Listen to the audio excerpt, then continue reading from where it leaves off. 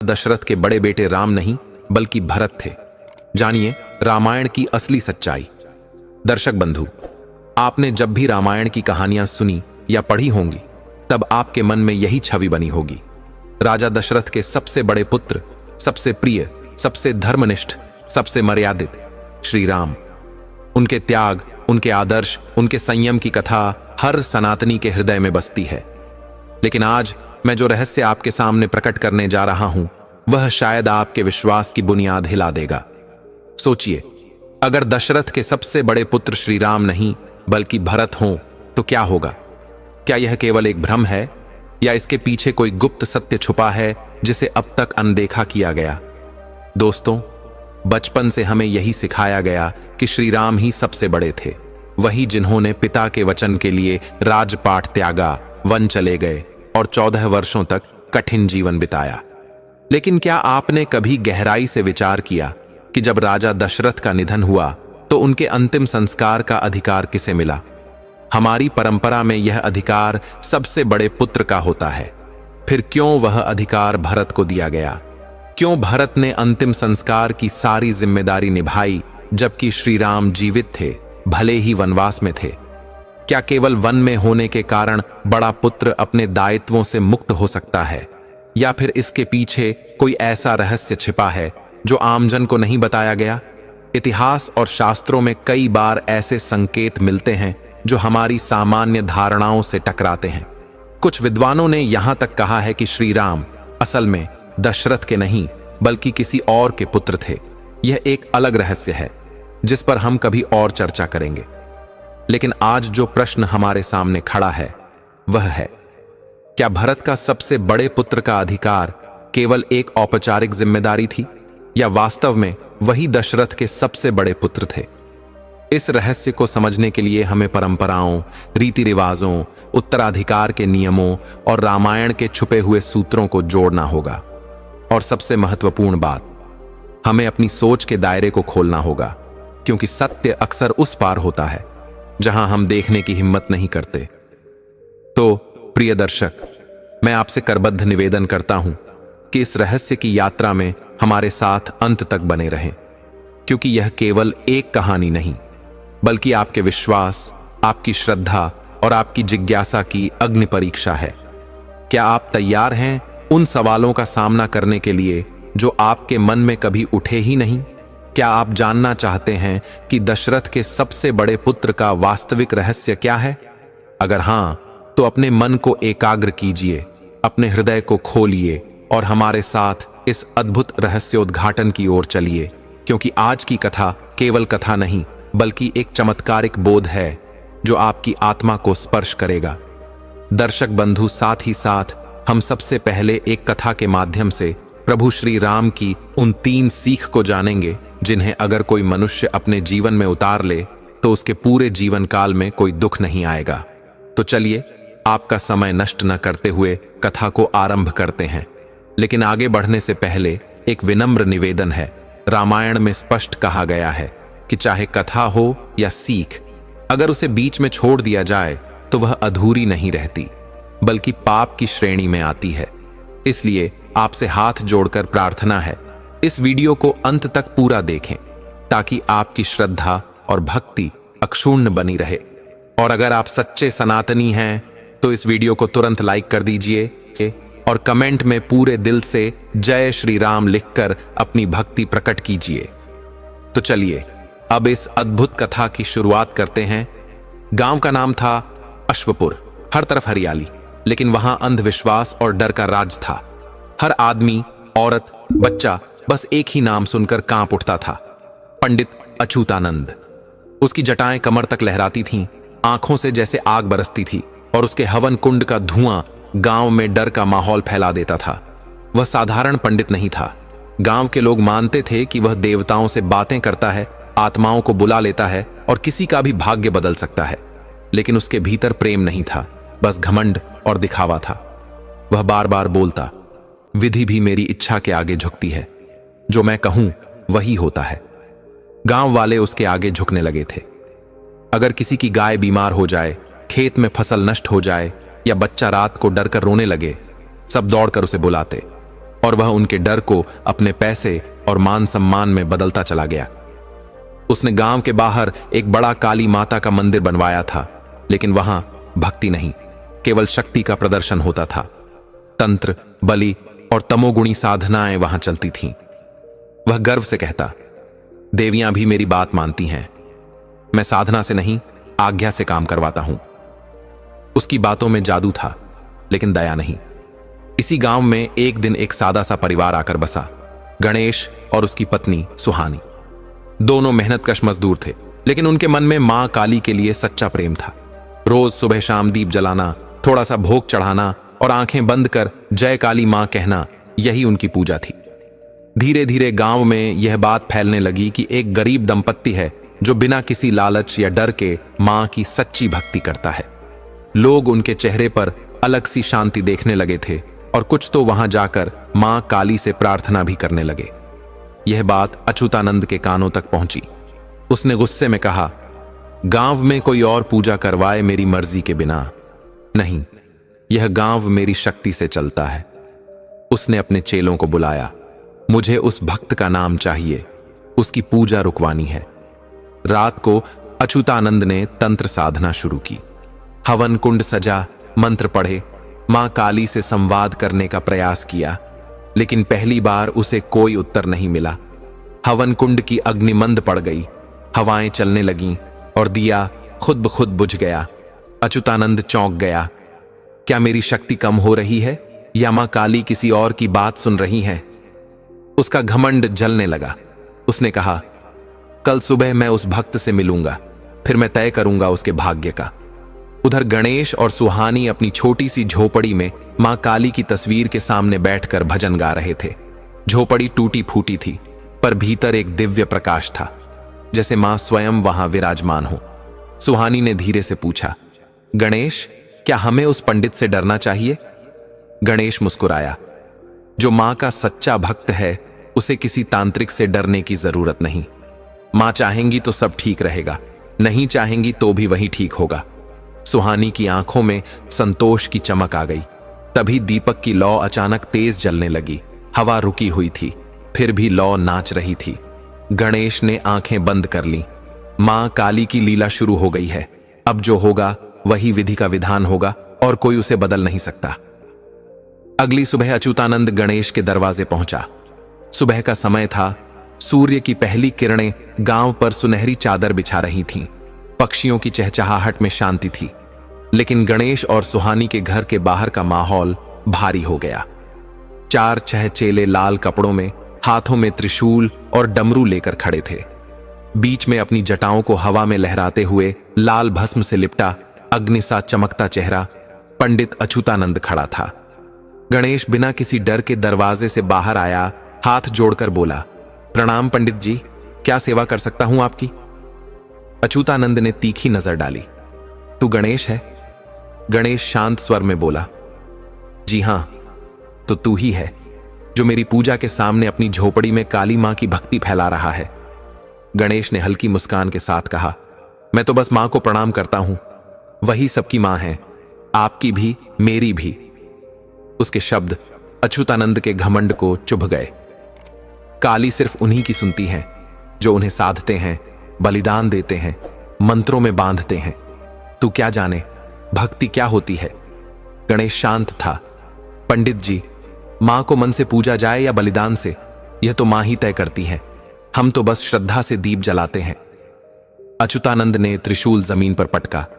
मूर्ख, मैं तुझे चेतावनी देने आया हूं, बंद कर दे यह झूठी भक्ति, नहीं तो विधि बदल दूंगा, भाग्य उलट दूंगा। इतना कहकर वह पलटा, लेकिन तभी सुहानी बाहर आई। उसकी आंखों में डर नहीं था, बल्कि मां पर गहरा विश्वास था। पंडित जी, आप जैसे विद्वान को यह भाषा शोभा नहीं देती। मां काली सब देखती हैं, सब सुनती हैं।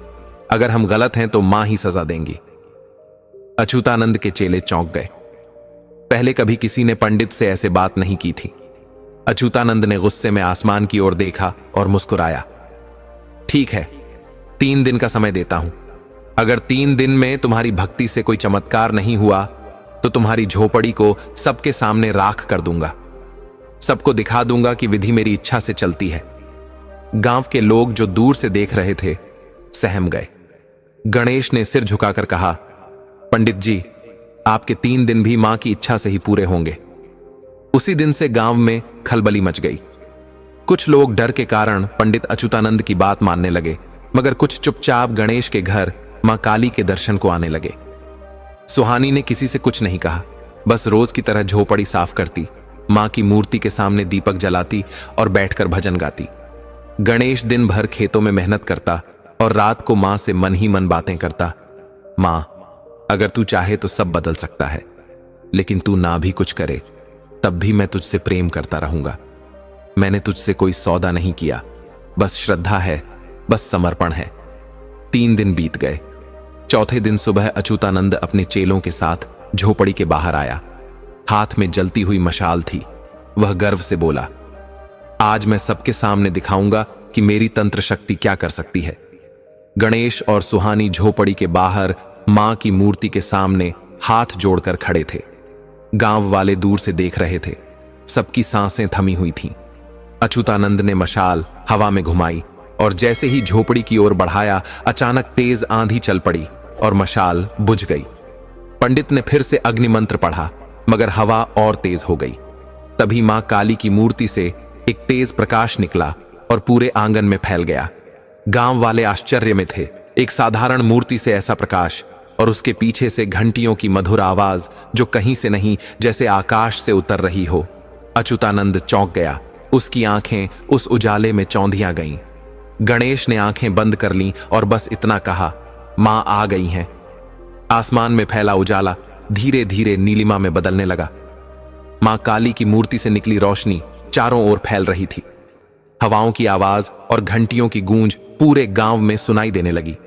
सब कुछ एक क्षण के लिए थम गया।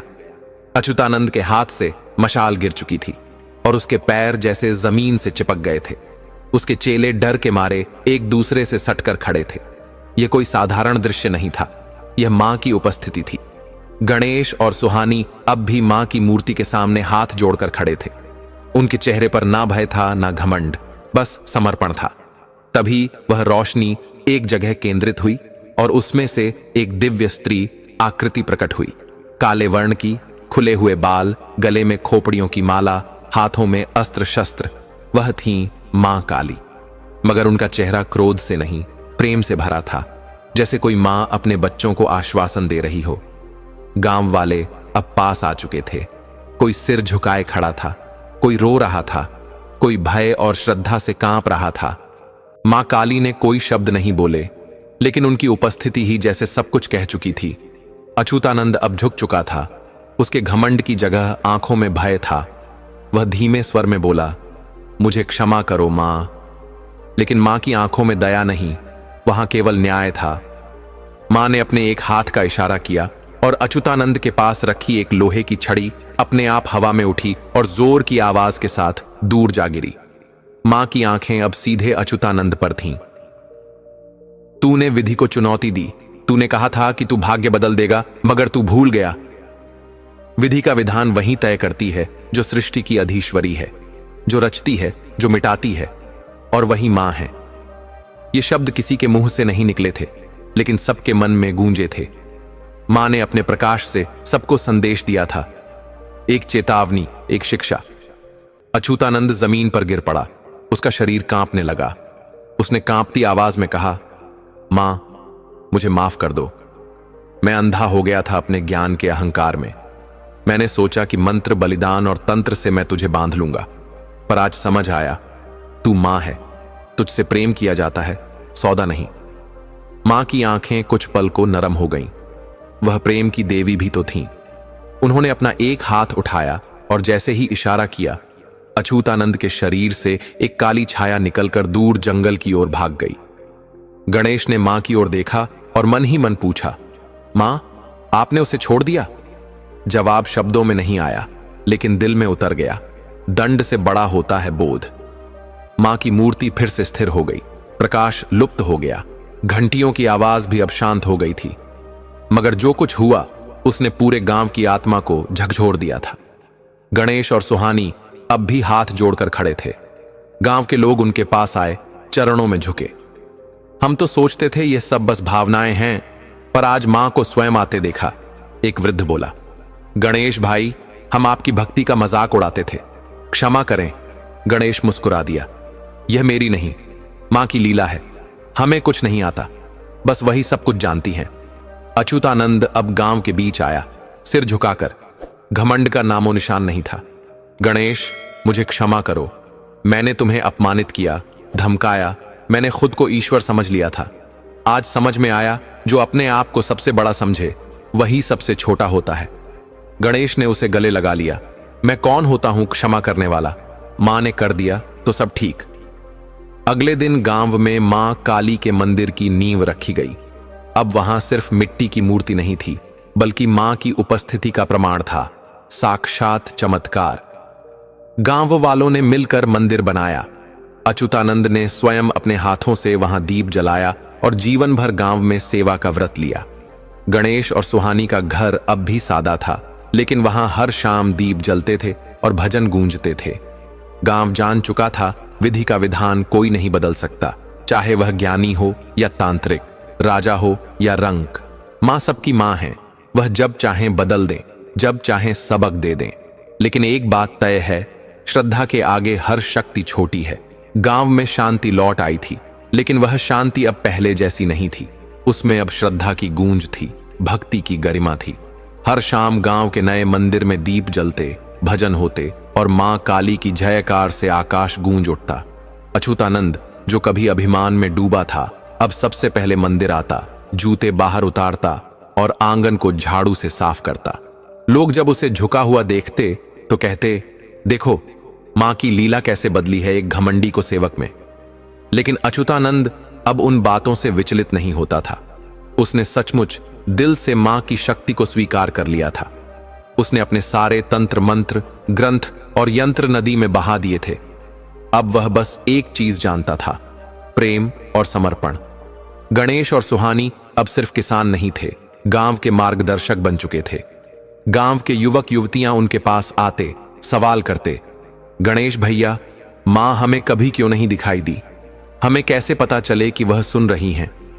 गणेश मुस्कुराकर कहता, मां को देखने की जरूरत नहीं, उन्हें महसूस करो। जब जीवन में संकट आता है और तुम्हारा मन तुम्हें बार बार कहता है सब ठीक हो जाएगा, वही मां की आवाज होती है। एक दिन गांव में एक नया परिवार आया, पति पत्नी और उनका छोटा बेटा। उनका नाम था हरिहर और शारदा। वे दूर के गांव से आए थे, जहां अकाल पड़ा था और सब उजड़ गया था। वे नीलकुंड में एक नई शुरुआत की उम्मीद लेकर आए थे। हरिहर एक सरल और विनम्र इंसान था और शारदा एक शांत मगर मां में पूरी आस्था रखने वाली स्त्री थी। वे दोनों सीधे मंदिर पहुंचे, मां के सामने झुके और बोले, मां, हमें यहां शरण चाहिए। जहां तू है वहां अन्न होगा, अमन होगा। हमें कुछ नहीं चाहिए, बस तेरी छाया चाहिए। गणेश ने उन्हें देखा और पास बुलाया। तुम दोनों को मां ने ही यहां बुलाया है, आओ यहीं से अपनी नई शुरुआत करो। हरिहर और शारदा ने एक पुराना घर किराए पर लिया और खेतों में काम करने लगे। शारदा हर सुबह मां के मंदिर में दिया जलाती और हरिहर खेतों में हल चलाता। उनके साथ उनका बेटा रघु, जो बस 7 साल का था, पूरे गांव में अपनी मासूमियत और मुस्कान के लिए प्रसिद्ध हो गया। रघु मां के मंदिर में खेलने आता, फूल सजाता, घंटी बजाता और कभी कभी यूं ही मां से बातें करता। मां, आज मैंने आम का पेड़ देखा। मां, तू भी कभी खेलती थी क्या? मां, पिताजी बहुत थक जाते हैं, उन्हें शक्ति दे। गांव वाले उसकी भोली बातें सुनकर मुस्कुरा उठते। मगर एक दिन कुछ ऐसा हुआ जिसने सबकी रूह को हिला दिया। गांव के उत्तर में एक सूखा पुराना कुआं था, जिसे सब अशुभ मानते थे। बच्चों को वहां जाने से सख्त मना किया जाता था। एक शाम रघु खेलते खेलते वहीं पहुंच गया। एक पत्थर उठाते समय उसका पैर फिसल गया और वह सीधे कुएं में जा गिरा। शारदा की चीख पूरे गांव में गूंज उठी, रघु, रघु, कहां है मेरा बेटा? जब लोगों को पता चला कि रघु कुएं में गिर गया है, सब दौड़ते दौड़ते वहां पहुंचे। कुआं गहरा था और किसी के पास रस्सी या कोई साधन नहीं था। हरिहर जमीन पर घुटनों के बल गिर पड़ा। शारदा मां की मूर्ति के सामने बैठ गई, आंखों में आंसू और होठों पर बस एक शब्द, मां, मेरा बेटा। गणेश ने सबको शांत किया और कहा, कोई मत बोलो, बस मां को पुकारो। गांव के लोग, अच्युतानंद, सब एक स्वर में मां को पुकारने लगे। मंदिर की घंटियां अपने आप बजने लगीं। हवा तेज हो गई, जैसे मां की उपस्थिति फिर से महसूस हो रही हो। तभी कुएं से एक तेज रोशनी निकली। लोग सांसें रोककर देखने लगे। कुएं के अंदर से एक स्त्री की आकृति दिखाई दी, जिसने रघु को अपनी गोद में थाम रखा था। एक पल में वह आकृति अदृश्य हो गई और रघु कुएं के किनारे पर दिखाई दिया, बेहोश मगर सुरक्षित। हरिहर और शारदा दौड़ते हुए पहुंचे, रघु को गले से लगा लिया और मां का नाम पुकारते हुए रोने लगे। गांव वालों ने देखा, मां फिर प्रकट हुई थीं, लेकिन इस बार किसी को कुछ कहने की जरूरत नहीं पड़ी। मां का प्रेम खुद बोल रहा था। गणेश ने आकर सबको शांत किया और कहा, मां ने फिर साबित किया, जो उसकी शरण में आता है वह अकेला नहीं रहता। विधि का विधान कोई नहीं बदल सकता, पर जो मां के चरणों में आता है उसका विधान खुद मां लिखती है। अगले दिन से गांव में एक नई परंपरा शुरू हुई। हर दिन मंदिर में बच्चों की भक्ति सभा होने लगी और रघु उसका पहला सदस्य था। अच्युतानंद अब उन बच्चों को भक्ति और सेवा का महत्व सिखाता और कहता, मैंने खुद अपनी आंखों से देखा है कैसे घमंड मिटता है और श्रद्धा से चमत्कार होता है। गांव में अब दो बातें हमेशा कही जाती थीं। मां सबकी मां है, लेकिन असली बच्चे वही कहलाते हैं जो उसे दिल से पुकारते हैं। विधि का विधान कोई नहीं बदल सकता, पर मां चाहे तो खुद विधि बदलकर अपनी करुणा बरसा देती है। रघु के चमत्कारिक बचने के बाद गांव में मां काली की भक्ति और गहरी हो गई थी। हर सुबह मंदिर में दीपों की पंक्तियां जगमगाती थीं, बच्चों की टोली भजन गाती और हर परिवार अपने दिन की शुरुआत मां के चरणों में सिर झुकाकर करता। लेकिन जैसे हर दिन सुखमय बीतता है, वैसे ही कभी कभी विधि का विधान अंधेरे से आजमाता भी है। गांव में शांति तो थी, मगर अच्युतानंद की आत्मा अभी भी पूरी तरह शांत नहीं हो पाई थी। उसके मन में अब भी एक सवाल गूंजता था, क्या सच में सब पहले से तय होता है? क्या मैं चाहकर भी अपना भाग्य नहीं बदल सकता? एक रात वह अकेला मंदिर में बैठा था, मां की मूर्ति के सामने। बाहर हवा शांत थी, लेकिन उसके भीतर विचारों का तूफान था। उसने मां से कहा, हे मां, तूने मुझे घमंड से मुक्त किया, पर क्या इंसान के पास कोई विकल्प ही नहीं? क्या हम सब केवल कठपुतलियां हैं विधि के हाथों की? मां की मूर्ति वैसे ही शांत रही। तभी मंदिर के पीछे एक साधारण बुजुर्ग महिला दिखाई दी। सफेद साड़ी, माथे पर चंदन और हाथ में तुलसी की माला। उसने मुस्कुराकर कहा, विधि का विधान सिर्फ एक बार बनता है, पर उसका रहस्य समझने में पूरा जीवन लग जाता है। अच्युतानंद चौंक गया। यह महिला कौन थी? क्या यह मां की कोई लीला रूप थी? वह कुछ पूछ पाता, उससे पहले ही महिला अदृश्य हो चुकी थी। अगली सुबह गांव में खबर फैल गई, हरिहर को खेत में एक सांप ने काट लिया था। गांव के वैद्य ने देखा और बोला, जहर खतरनाक है, थोड़ा वक्त है हमारे पास, पर इसे बचाने के लिए चमत्कार ही चाहिए। शारदा मां की मूर्ति के सामने जाकर बैठ गई। उसने किसी से कुछ नहीं कहा, न खाना खाया न पानी पिया। बस एक ही बात उसके मन में थी, मां, तूने मेरा बेटा बचाया था, अब मेरे पति को भी बचा ले। तू ही मेरी दुनिया है, अगर तूने उसे ले लिया तो मैं तेरी शरण भी छोड़ दूंगी। गणेश को यह बात भीतर तक छू गई। उसने शारदा से कहा, शारदा, मां को शर्तों में मत बांधो। वह मां है, वह परीक्षा लेती है, पर अपने बच्चों को कभी त्यागती नहीं। मगर शारदा अब किसी की बात नहीं सुन रही थी। वह दिन रात मां के चरणों में बैठी रही। गांव के लोग आते, मां से प्रार्थना करते। अच्युतानंद भी हरिहर के पास बैठा रहा। अब उसे भी यह एहसास होने लगा था कि विधि सिर्फ दंड नहीं देती, वह देखती है कि मनुष्य कितना धैर्यवान और स्थिर है। तीसरे दिन हरिहर की सांसें बहुत धीमी हो गईं। वैद्य ने सिर हिलाया, अब बस चमत्कार ही बचा सकता है। शाम का समय था, मंदिर में दीप जल चुके थे। रघु अपनी मां के पास बैठा था और मां की मूर्ति की ओर देखता हुआ धीमे से बोला, मां, पिताजी को उठा दो, मैं आपके लिए रोज फूल लाऊंगा, मैं आपकी कहानियां सबसे सुनाऊंगा। मां, पिताजी को मत ले जाओ। तभी मंदिर का दीपक हिला और जोर की हवा चलने लगी। ऐसा लगा जैसे मां की मूर्ति में कोई हलचल हो। अचानक मंदिर के पीछे वही बुजुर्ग महिला फिर से दिखाई दी। इस बार वह धीरे धीरे हरिहर की ओर बढ़ी, उसके माथे पर हाथ रखा और कुछ मंत्र बुदबुदाने लगी। अगले ही पल हरिहर की बंद आंखें खुल गईं, उसकी सांसें सामान्य हो गईं। शारदा की आंखों से आंसू बह निकले। उसने दौड़कर मां की मूर्ति को छू लिया और रोती हुई बोली, माफ कर देना मां, मैंने तेरे प्रेम को परीक्षा में डाल दिया था। गांव में फिर से चमत्कार हुआ था। लोग समझ गए थे, मां सिर्फ दया नहीं, सहनशीलता भी है। जो विधि लिखा गया है उसे कोई मिटा नहीं सकता, पर मां चाहे तो उस लेख को नया अर्थ जरूर दे सकती है। अच्युतानंद अब और भी गंभीर हो चुका था। उसने गांव वालों को इकट्ठा किया और बोला, मैंने विधि का सामना किया है और मां की कृपा से ही जीवित हूं। अब मैं सिर्फ तुम्हारा नहीं, मां का सेवक हूं। लेकिन एक बात सब याद रखो, मां परीक्षा जरूर लेती है, मगर अपने बच्चों को गिरने नहीं देती। वह महिला जिसने हरिहर को ठीक किया था अब कहीं नहीं थी। कोई नहीं जानता था वह कौन थी, मगर रघु ने धीमे से कहा, वह मां थी, मैं जानता हूं, वह मेरी आवाज सुनने आई थी।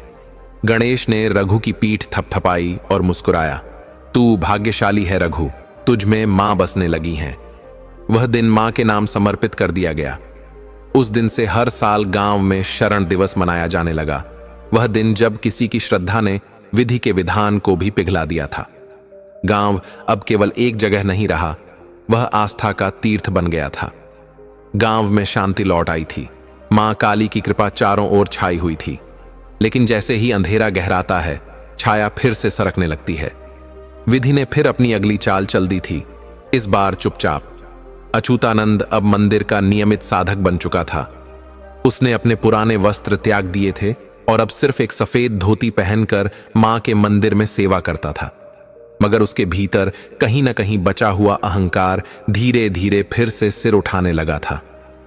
मां ने मुझे क्षमा किया, मेरे प्रायश्चित को स्वीकार किया। अब मेरा हर शब्द, हर आदेश मां की इच्छा के समान है, वह मन में सोचता।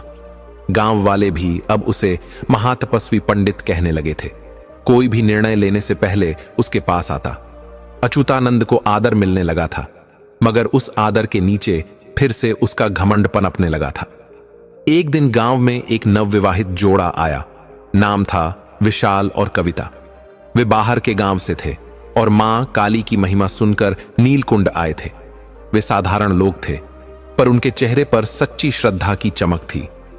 विशाल ने मंदिर में घंटी बजाई और मां की मूर्ति के सामने गिर पड़ा। हे मां, जीवन में बस एक ही इच्छा है, तुम्हारी सेवा कर सकूं। हम यहां बसना चाहते हैं, मां के चरणों में रहकर बाकी जीवन बिताना चाहते हैं। गांव वालों ने उनका स्वागत बहुत प्रेम से किया।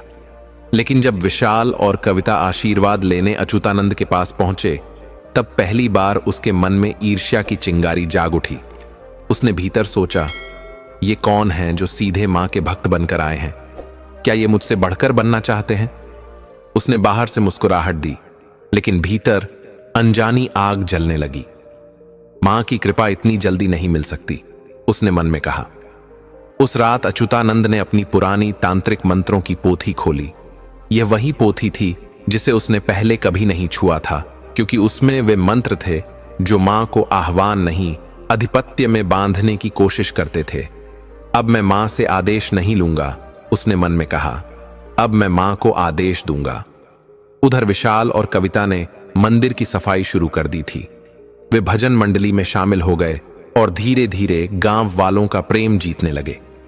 कविता जब मधुर स्वर में मां के भजन गाती तो ऐसा लगता जैसे मंदिर के कमल भी झूमने लगते। रघु उनसे बहुत प्रभावित हुआ।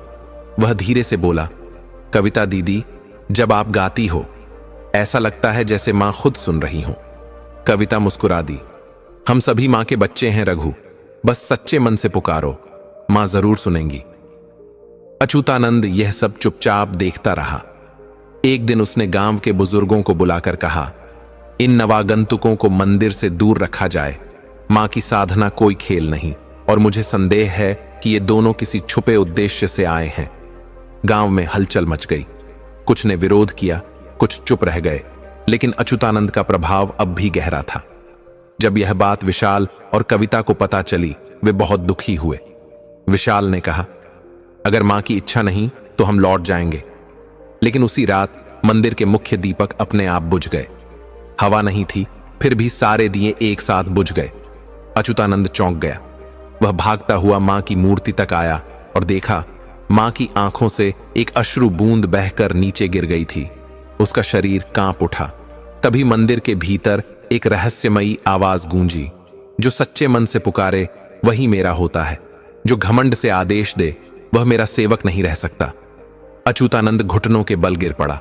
उसे समझ आ गया, उसकी दूसरी परीक्षा शुरू हो चुकी थी। अगले दिन विशाल और कविता मंदिर आए। अच्युतानंद ने उन्हें देखकर सिर झुका लिया।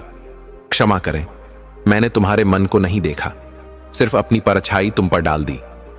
विशाल ने नम्रता से कहा, पंडित जी, हमें कोई स्थान नहीं चाहिए, बस मां की छाया चाहिए।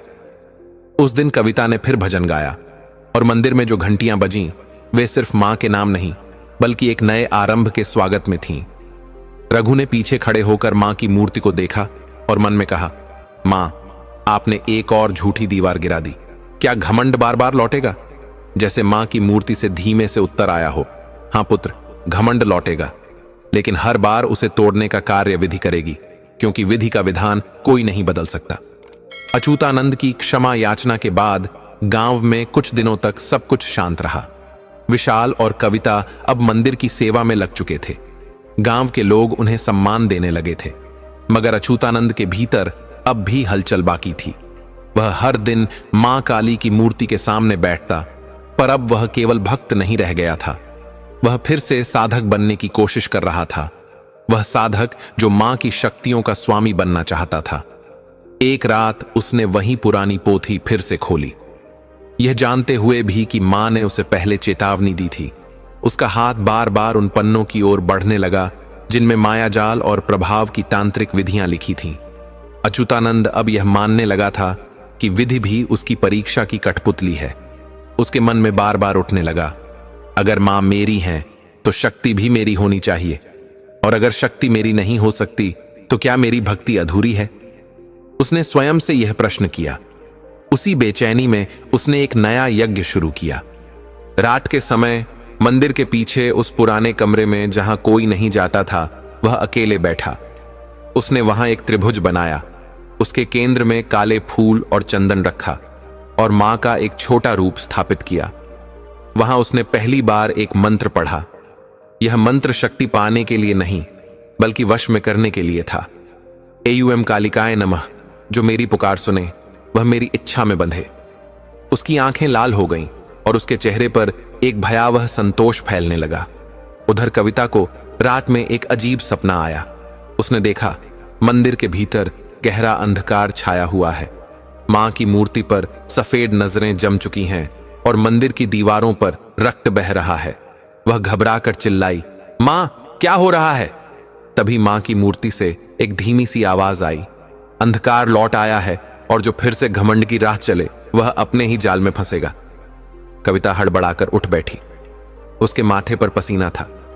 उसने विशाल को जगाया और कहा, हमें मां से विशेष प्रार्थना करनी होगी, कुछ अनहोनी घटने वाली है। अगली सुबह मंदिर में हवन रखा गया। गांव के सभी लोग आए, पर अच्युतानंद कहीं दिखाई नहीं दिया। कविता और विशाल ने पूजा शुरू की और जब मंत्रोच्चार अपने चरम पर पहुंचा, तभी एक चील मंदिर के ऊपर से चक्कर लगाते हुए चीखने लगी। मंदिर के भीतर दीपक एक साथ बुझने लगे। एक अजीब सी ठंडी हवा मंदिर में फैल गई। कविता ने देखा मां की मूर्ति की आंखें लाल हो गई थीं। वह कांप उठी। मां, क्या आप क्रोधित हैं? उसने कांपते स्वर में पूछा। तभी मंदिर में एक तेज गर्जना हुई और पीछे का पुराना दरवाजा खुल गया। वहां खड़ा था अच्युतानंद। उसके वस्त्र अब गेरुए नहीं बल्कि काले हो चुके थे। माथे पर तिलक की जगह राख की रेखाएं थीं। उसकी आंखें स्थिर थीं, जैसे वह अब मनुष्य न रहकर कोई और बन चुका हो। मैं वापस आ गया हूं, लेकिन अब भक्त बनकर नहीं, अधिपति बनकर, उसने कहा। गांव वाले सन्न रह गए। कविता और विशाल आगे बढ़े। विशाल ने पूछा, आपने मां से शक्ति मांगी थी, पर यह राह क्यों चुनी? अच्युतानंद बोला, क्योंकि मां को पाना है। मां बनकर तुम लोग सिर्फ चरणों में झुकते हो, मैं मां की शक्ति में समा जाना चाहता हूं। उसने तंत्र से एक त्रिशूल हवा में खींचा और बोला, अब यह मंदिर केवल मेरी साधना का स्थान होगा, कोई इसे चुनौती नहीं दे सकता। कविता ने मां की मूर्ति की ओर देखा। उसकी आंखों से अश्रु बह रहे थे। उसने शांत स्वर में कहा, जो मां के नाम पर भी अहंकार करे वह स्वयं अपने विनाश का कारण बनता है। आप अब साधक नहीं, केवल अपने अहंकार के कैदी हैं। अच्युतानंद ने गुस्से में गरजते हुए कहा, मां मेरा कुछ नहीं बिगाड़ सकती, मैं विधि से ऊपर हूं। जैसे ही उसने यह कहा, मंदिर की दीवारों में कंपन होने लगा।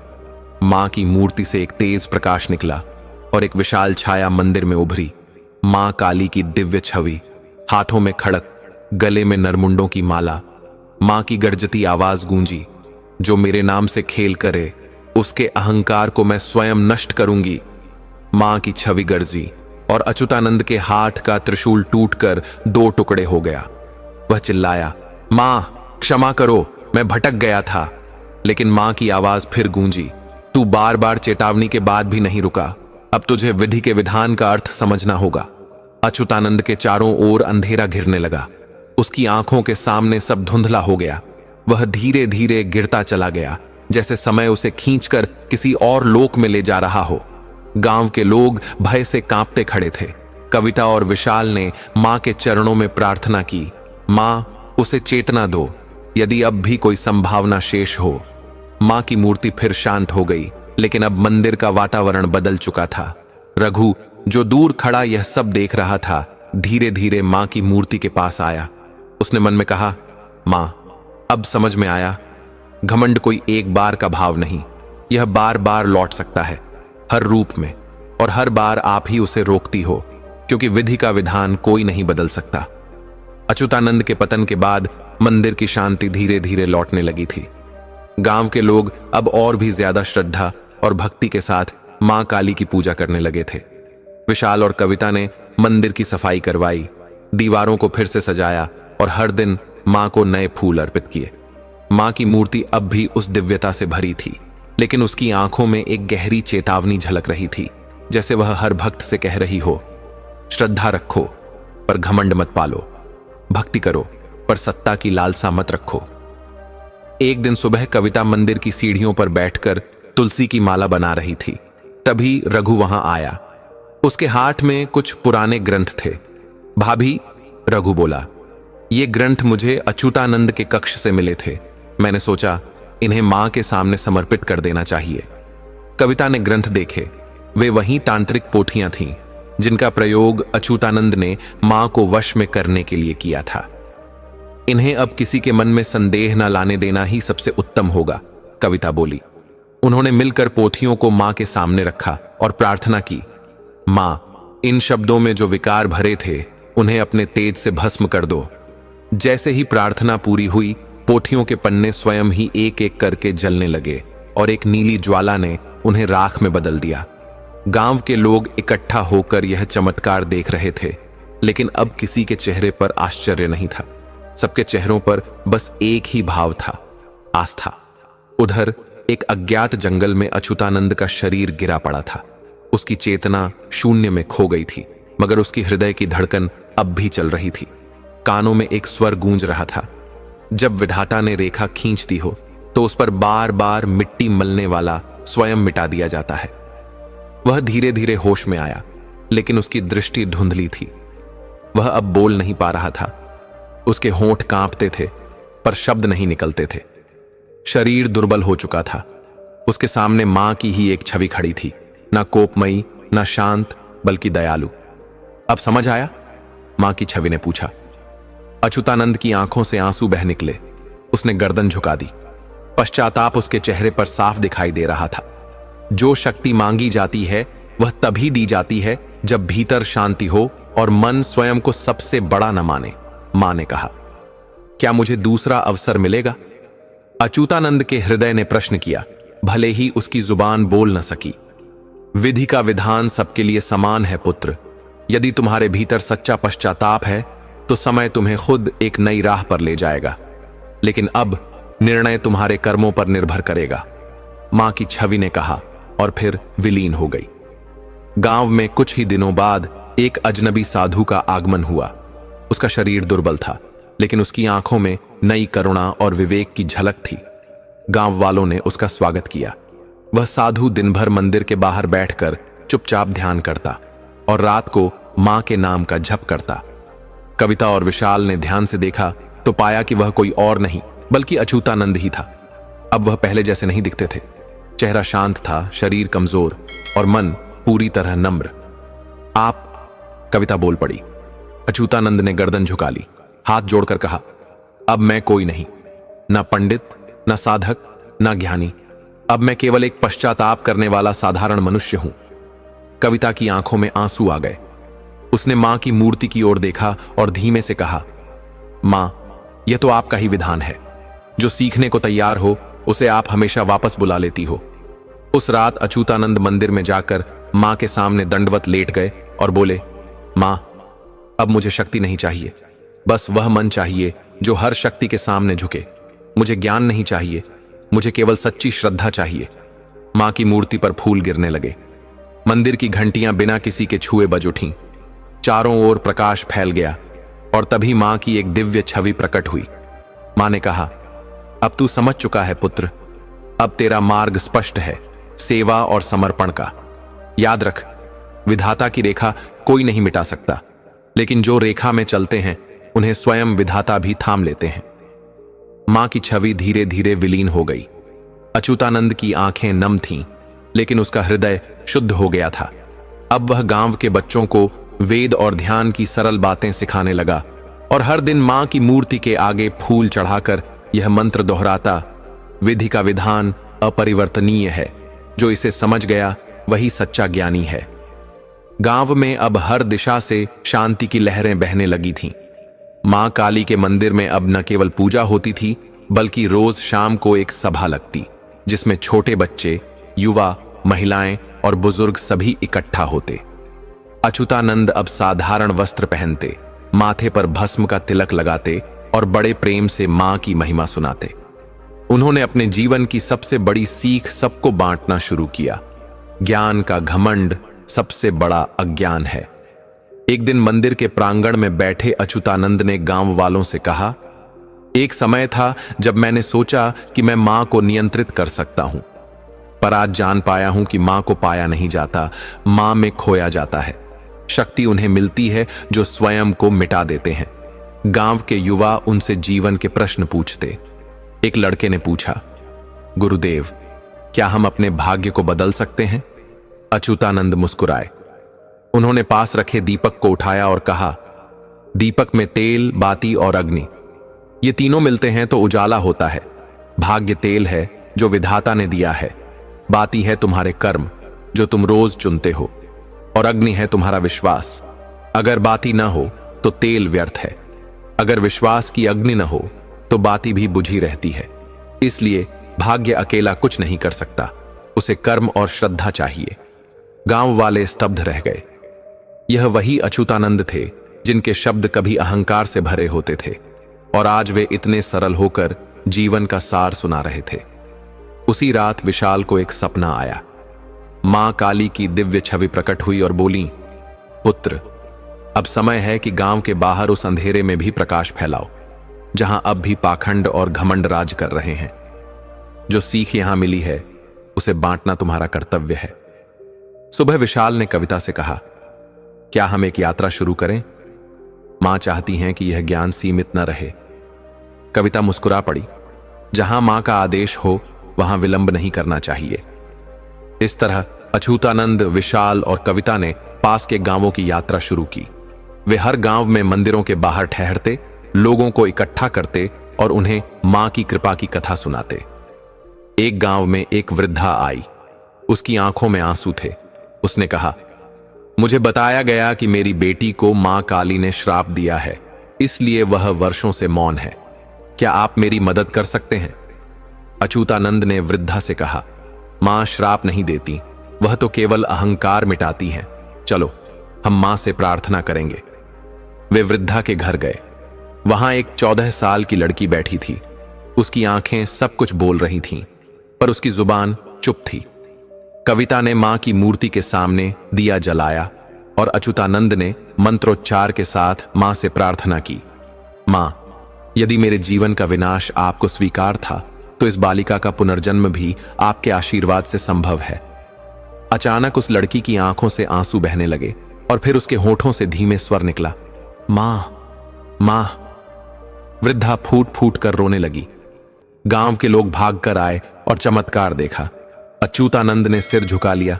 मुझे नहीं, मां को धन्यवाद दो, मैंने तो बस उनका नाम लिया।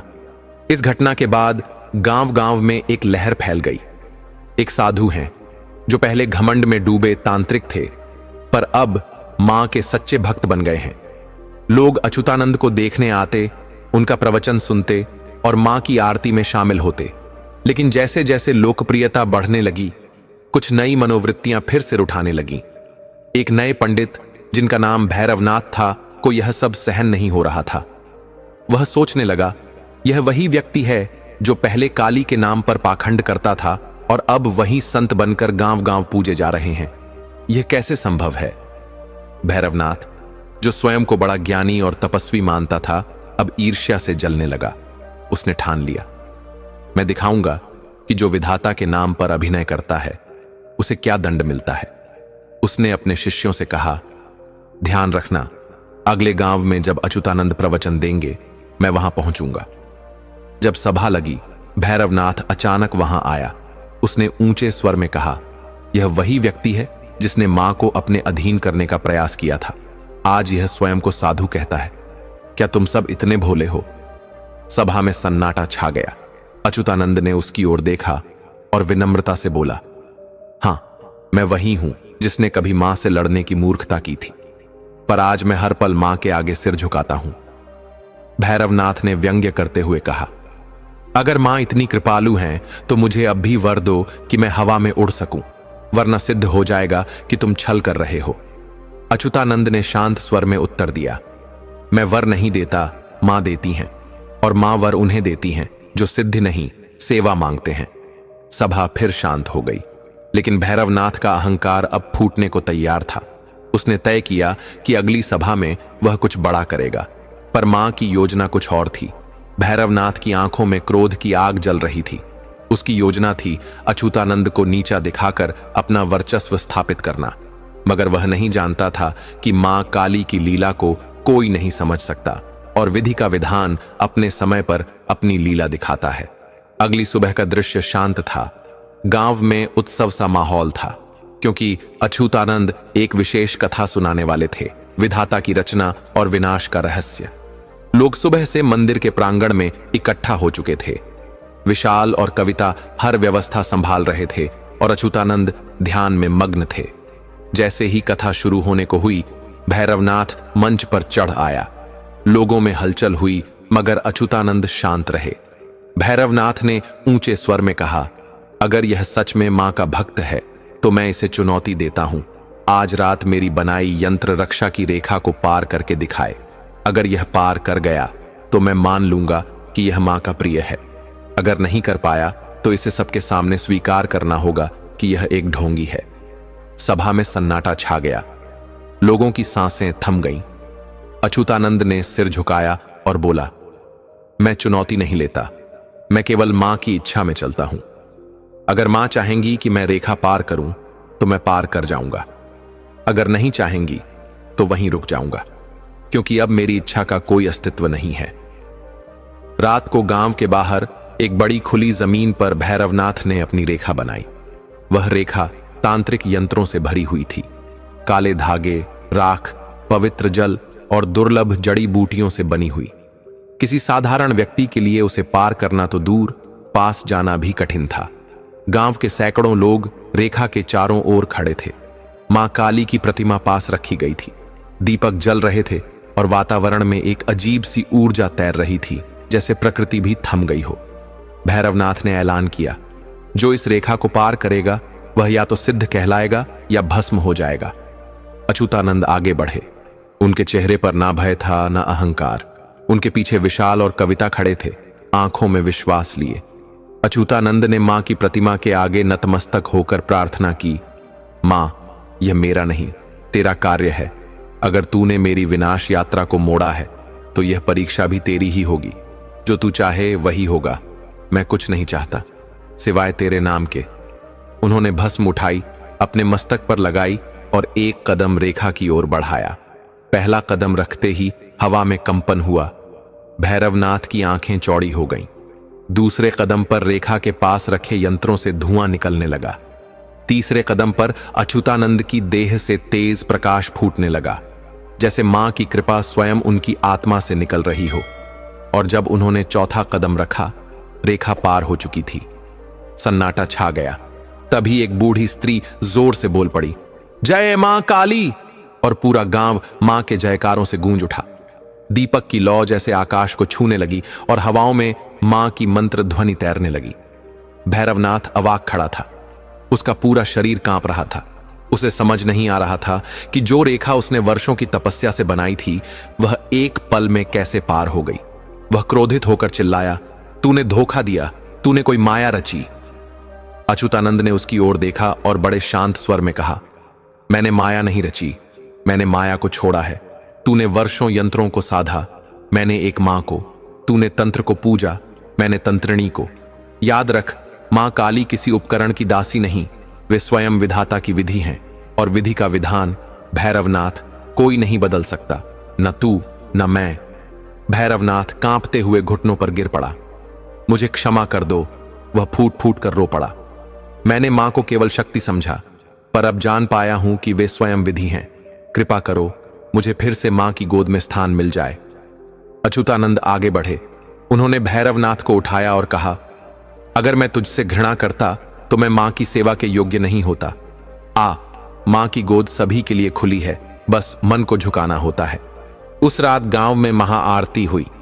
भैरवनाथ ने स्वयं मां की मूर्ति के सामने दीप जलाया और नृत्य करते हुए मां से क्षमा मांगी।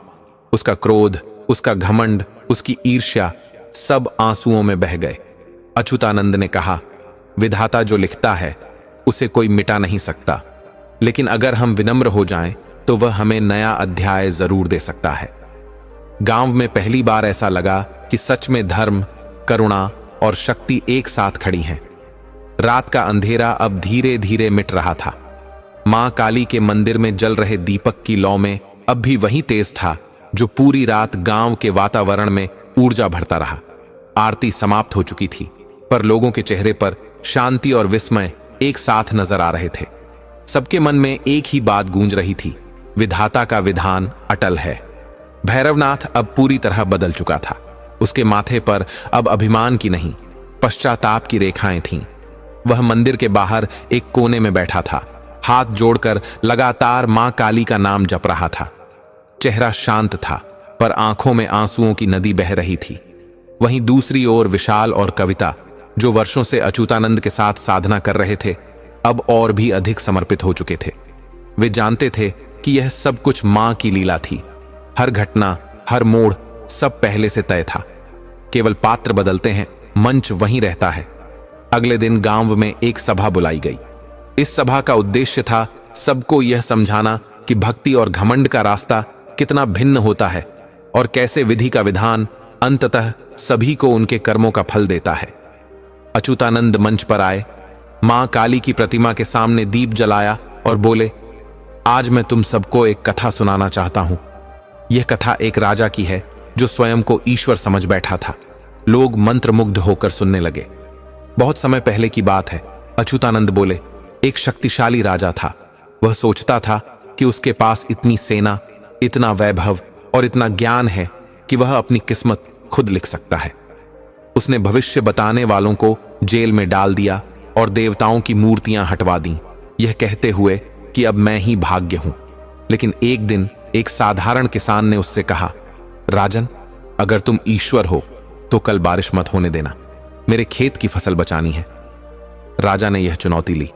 उसने पूरे राज्य में घोषणा करवा दी कि बारिश नहीं होगी। अगली सुबह मूसलाधार बारिश हुई। राजा अपने महल से निकला और देखा कि उस किसान की झोपड़ी के सामने एक छोटी सी मां काली की मूर्ति थी और उस किसान की छोटी बेटी मिट्टी से मां के लिए दीप बना रही थी। राजा वहीं गिर पड़ा। उसे समझ में आया, मैंने सब कुछ साधा, पर उस विधाता की इच्छा को नहीं समझा। अच्युतानंद ने सभा की ओर देखा और कहा, भाइयों और बहनों, विधि का विधान कोई नहीं बदल सकता। हम चाहे जितना बल लगाएं, चाहे जितनी चालें चलें, अंततः वही होता है जो मां चाहती हैं। पर अगर हम उनके चरणों में झुक जाएं तो मां अपने विधान में हमारे लिए भी जगह बना देती हैं।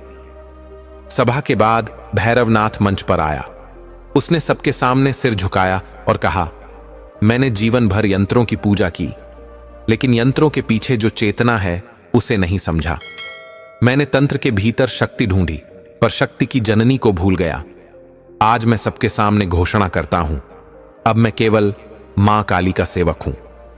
उसने अपने गले से तांत्रिक माला उतारकर अच्युतानंद के चरणों में रख दी। अच्युतानंद ने मुस्कुराते हुए माला उठाई और उसे वापस भैरवनाथ के गले में डाल दी। मां सेवा नहीं छीनती, वे रूप बदलती हैं। उन्होंने कहा, तू अब भी उनका पुत्र है, पर अब अपने अहंकार का नहीं, अपने समर्पण का प्रतीक बन। गांव वालों की आंखों से अश्रुधारा बहने लगी। पहली बार उन्होंने देखा कि कैसे एक घमंडी तांत्रिक मां की कृपा से एक सच्चा साधक बन गया। सभा के बाद कविता अच्युतानंद के पास आई। उसकी आंखों में आंसू थे। गुरुदेव, उसने कहा, आपने हमें बहुत कुछ सिखाया, पर आज जो मां ने दिखाया उसने तो आत्मा को झकझोर दिया। क्या मां इतनी सहजता से क्षमा कर देती हैं? अच्युतानंद ने उत्तर दिया, मां कभी सजा नहीं देती, वे केवल तुम्हारे भीतर छुपे सत्य को बाहर लाती हैं। जब तू स्वयं को देख लेता है, अपने पाप, अपने कर्म, अपना स्वरूप, तब तू बदलता है। मां वहीं रहती हैं, तू बदल जाता है, और जब तू बदलता है तभी मां तुझे नया रूप देती हैं। विशाल, जो अब तक शांत खड़ा था, धीरे से बोला, गुरुदेव, क्या हम भी अपने जीवन में मां के विधान को समझ सकते हैं? अच्युतानंद हंसे। विधान को समझना मनुष्य का कार्य नहीं, उसे स्वीकार करना है। जब तू स्वीकार करता है तब मां अपने विधान को धीरे धीरे खोलती है। जैसे सूरज धीरे धीरे बादलों के पीछे से निकलता है, वैसे ही जब तू मां के चरणों में बैठकर कहता है, जो हो रहा है वही अच्छा है, तभी मां कहती है, अब तुझे सच्चा ज्ञान देने का समय आ गया। शाम को मां काली की विशेष आरती हुई। भैरवनाथ, विशाल, कविता, गांव वाले और स्वयं अच्युतानंद सभी ने मिलकर एक स्वर में मां की स्तुति की। मंदिर में शंखनाद हुआ, घंटियां बजीं और ऐसा लगा जैसे आकाश गंगा की छाया मंदिर की छत पर उतर आई हो। जय मां काली गूंजती हुई आवाजों के बीच अच्युतानंद ने मां की मूर्ति के सामने एक वचन लिया, हे मां, जब तक मेरी सांसें चलें मैं तेरी कथा कहता रहूं, तेरी लीला, तेरा विधान सबको बताता रहूं, ताकि कोई और मनुष्य यह न भूले कि विधाता की रचना को कोई मिटा नहीं सकता और विधि का विधान कोई नहीं बदल सकता। सुबह की पहली किरण जैसे ही आकाश से फूटी, गांव में एक अलौकिक शांति का अनुभव हुआ। हवा में मां काली की आरती की ध्वनि गूंज रही थी और हर घर में मां के जयकारे सुनाई दे रहे थे। कल रात की सभा ने पूरे गांव को बदल दिया था।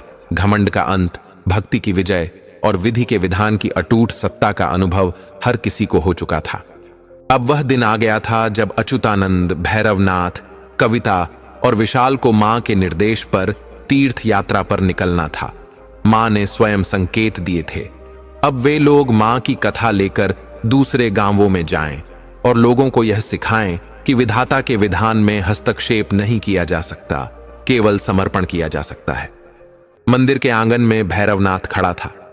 वर्षों की साधना में जो घमंड पनपा था, उसे मां ने एक रात में तोड़ दिया था। अब वह विनम्र, सरल और निर्मल हो चुका था। वह अच्युतानंद के चरणों में झुककर बोला, गुरुदेव, मैंने जीवन में बहुत भ्रम फैलाया, शक्तियों का दुरुपयोग किया, पर मां ने मुझे क्षमा कर दिया। क्या आप मुझे साथ चलने की आज्ञा देंगे? अच्युतानंद ने भैरवनाथ का हाथ थामा। तू अब मेरी नहीं, मां की शरण में है, और मां की शरण में जो आता है वह कभी पराया नहीं होता। चल, मां का संदेश लेकर निकलते हैं। भक्तों की आंखें भर आईं। किसी ने सोचा भी नहीं था कि एक दिन भैरवनाथ ऐसा बन जाएगा। कविता और विशाल अब केवल भक्त ही नहीं, मां काली की सेवा में समर्पित प्रचारक बन चुके थे। दोनों ने गांव के बच्चों को मां की कहानियां सुनाने का बीड़ा उठाया था। उन्होंने अपने घर का आंगन मां के नाम पर खोल दिया, जहां रोज भजन, ध्यान और कथा होती थी। कविता ने कहा, गुरुदेव, हम साथ नहीं चल सकते, पर मां की लीला यहीं से फैलाएंगे।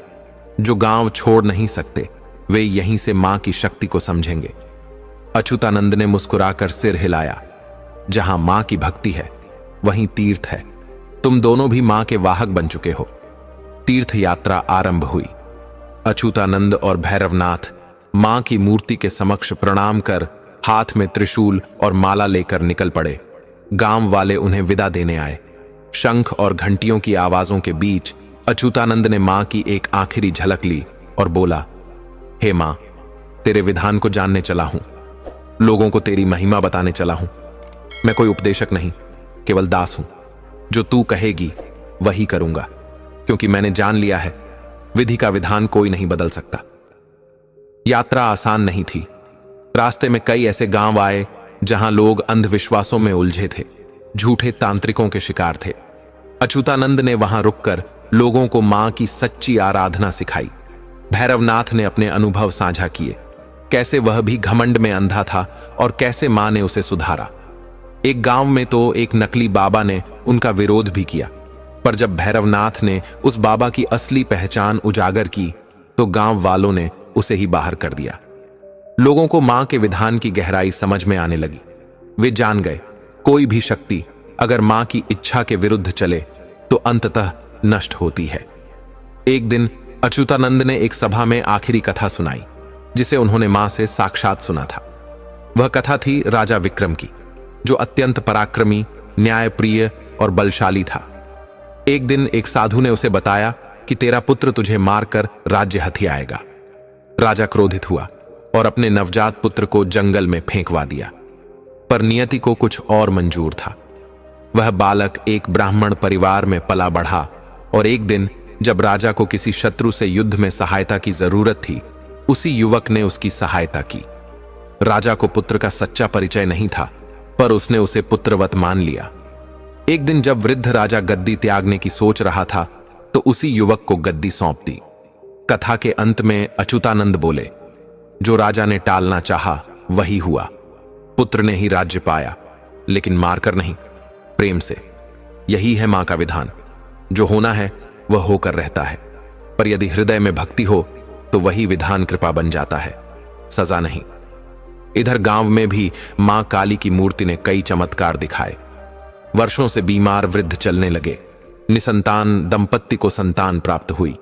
लोग कहने लगे, यह मां अब केवल मूर्ति नहीं, स्वयं जीवंत शक्ति है। विशाल और कविता ने गांव में मां काली के नाम पर एक शिक्षालय आरंभ किया, जहां बच्चों को धर्म, भक्ति और मां के जीवन संदेश पढ़ाए जाते थे। कई वर्षों बाद अच्युतानंद वृद्ध हो गए। वे एक मंदिर के आंगन में बैठे थे जब एक बालक उनके पास आया और बोला, बाबा, क्या मां वाकई सब कुछ तय कर चुकी हैं? अच्युतानंद ने उस बालक को गले लगाते हुए कहा, हां बेटा, मां ने सब कुछ तय कर रखा है, पर उन्होंने तुझे यह भी शक्ति दी है कि तू उस विधान में प्रेम, भक्ति और समर्पण भर सके। तू मां की इच्छा में समर्पित हो जा, फिर देख जीवन कितना सुंदर बनता है।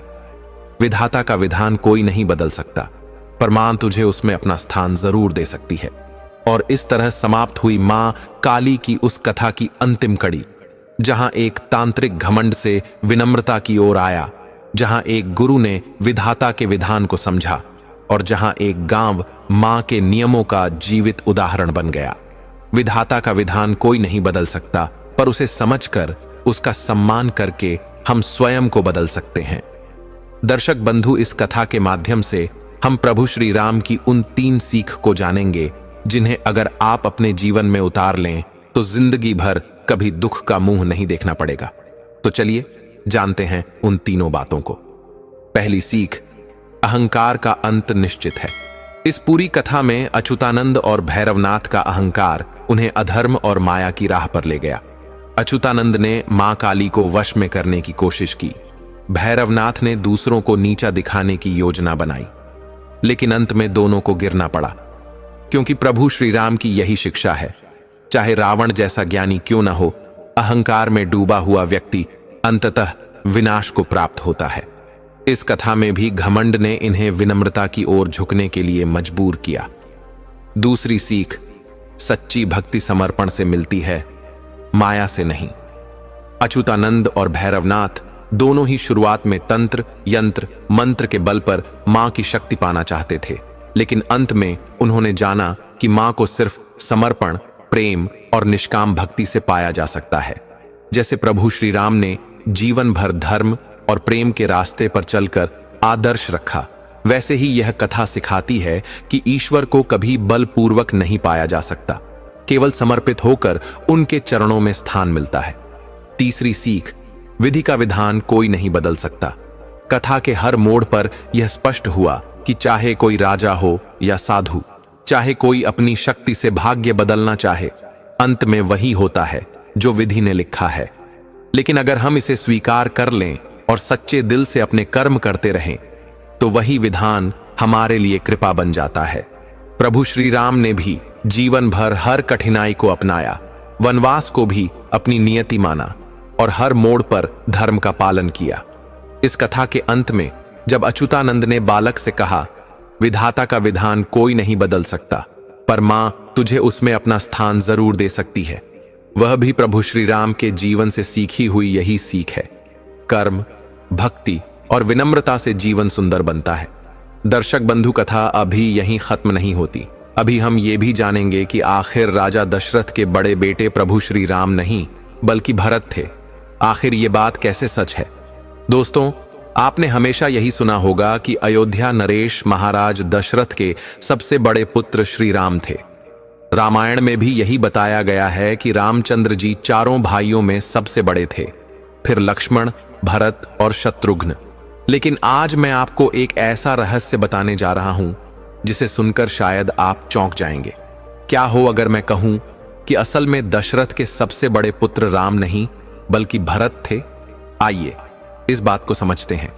दोस्तों, जब किसी राजा का निधन होता है तो उसके अंतिम संस्कार का अधिकार उसके सबसे बड़े पुत्र को दिया जाता है। यह सनातन धर्म का नियम है। लेकिन रामायण में एक रहस्यमय घटना सामने आती है। जब राजा दशरथ का देहांत हुआ तब उनके अंतिम संस्कार की सारी जिम्मेदारी भरत ने उठाई, न कि राम ने। अब प्रश्न उठता है, क्यों? राम उस समय वनवास पर थे, लेकिन परंपराओं के अनुसार अगर बड़ा पुत्र न हो तो सबसे छोटा पुत्र यह कर्तव्य निभाता है। उस समय शत्रुघ्न मौजूद थे, फिर भी भरत ने अंतिम संस्कार किया। क्यों? प्रमाण एक, वाल्मीकि रामायण का संकेत। वाल्मीकि रामायण में भरत के चरित्र को बेहद महत्वपूर्ण बताया गया है। भरत के जन्म को लेकर कई विद्वानों ने विश्लेषण किया है और कुछ का मानना है कि भरत का जन्म राम से पहले हुआ था, पर राजा दशरथ ने उन्हें राजकुमार नहीं बनाया क्योंकि उनका झुकाव राम की ओर था। प्रमाण दो, संस्कारों की परंपरा हिंदू धर्म में अंतिम संस्कार का अधिकार सबसे बड़े पुत्र का होता है। यदि सबसे बड़ा पुत्र न हो तो क्रमशः दूसरे पुत्र, फिर तीसरे। अगर शत्रुघ्न सबसे छोटे थे और राम वन में थे तो भरत के अलावा कोई विकल्प नहीं बचता। यह इस बात को साबित करता है कि भरत की स्थिति सबसे बड़े पुत्र जैसी मानी गई। प्रमाण तीन, भरत का त्याग। अगर भरत छोटे भाई होते तो उन्हें राजगद्दी संभालने में संकोच नहीं होता, लेकिन भरत ने पूरे राज्य को राम के खड़ाओं के हवाले कर दिया और खुद नंदीग्राम में कठोर जीवन जिया। एक छोटे भाई के लिए यह त्याग असामान्य माना जाता है, लेकिन बड़े भाई की तरह उन्होंने पूरे राज्य की जिम्मेदारी अपने सिर पर ली, केवल राम के नाम पर शासन चलाया। प्रमाण चार, भरत का सम्मान। कई जगहों पर भरत को धर्मात्मा भरत और राजधर्म में निपुण कहा गया है। रामायण के कुछ अनुवादों में संकेत मिलता है कि भरत की उम्र राम से ज्यादा थी, लेकिन लोकप्रिय कथा में राम को बड़ा दिखाया गया ताकि उन्हें अवतारी पुरुष के रूप में स्थापित किया जा सके। तो दोस्तों, यह रहस्य केवल एक कहानी नहीं है, बल्कि वह नजरिया है जो हमें हमेशा से एक विशेष परिप्रेक्ष्य में दिखाया गया।